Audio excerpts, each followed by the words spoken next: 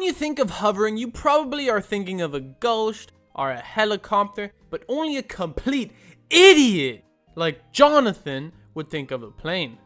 Or a genius. Unlike Jonathan, and more like me. Now, according to this commenter who gave me the idea for this video, thank you by the way, for people that aren't cultured aviation enthusiasts such as you and me, okay. Hovering planes are straight up cray-cray. So in the following, I'll talk about how hover and who hover. So let's start with the classic, the Harrier. So first of all, the Harrier is one of the first aircraft that used carbon fiber composites. This was because it was dummy thick and its thickness needed to be reduced. Why don't I just talk normally? Because vertically lifting something that weighs between 5 and 6 tons is not an easy task. I would know last night with your mom. I'm sorry for his behavior, he's a little dumb in the brain. But the star of the show, the Rolls-Royce Pegasus engine, managed to do it. And there were several variants. The MK101 used in the Hawker Siddeley Harrier, capable of 84.5 kilonewtons of thrust, and there was the MK102 and the MK103, with the 103 being capable of 93.4 kilonewtons of thrust, and the 103 was used for the Royal Air Force's Harrier jets and the US Marine Corps' AV-8As. Look at this. Wow. Now you have the thrust.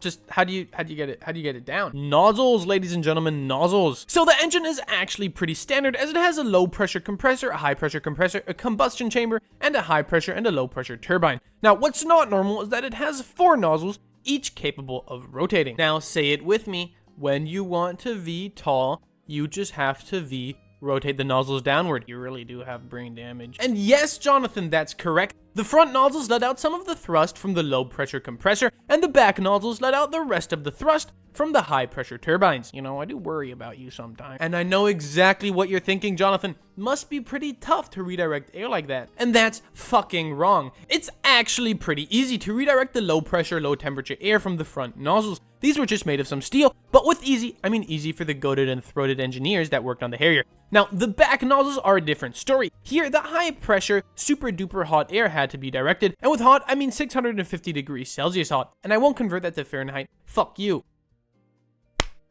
These nozzles were made of mnemonic, a nickel-based alloy that can withstand high temperatures. And with nickel-based, I mean that there was some chromium in there, some titanium, but mainly nickel. Also, super duper fun fact, the low pressure nozzles were placed further away from the center of gravity than the high pressure ones, because otherwise... Guys, it's tilting forward. Another super duper fun fact is that vectoring the thrust while in forward flight became an actual combat tactic to increase maneuverability. So now comes the plane we all know and love, the face of VTOL aircraft. That's right, the F-35. Just kidding, you idiot. You want to learn about the F-35? Go watch this video, asshole. The Yak 141. Now this plane, also VTOL.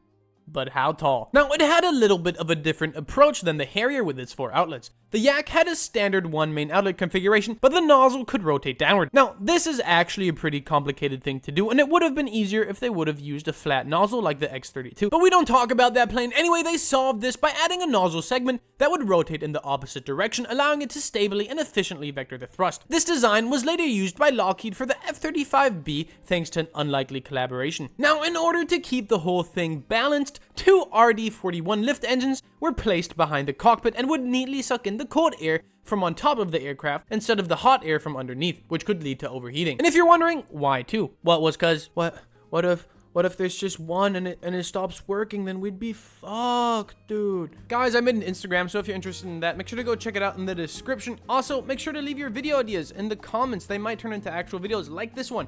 So yeah, do that and leave a like and subscribe. I do appreciate it, and I hope you enjoyed. Have a nice day, and see you in the next one. Bye! I could talk about the Harrier while using my British accent, and that's even more authentic because the Harrier is British. Fuck yeah.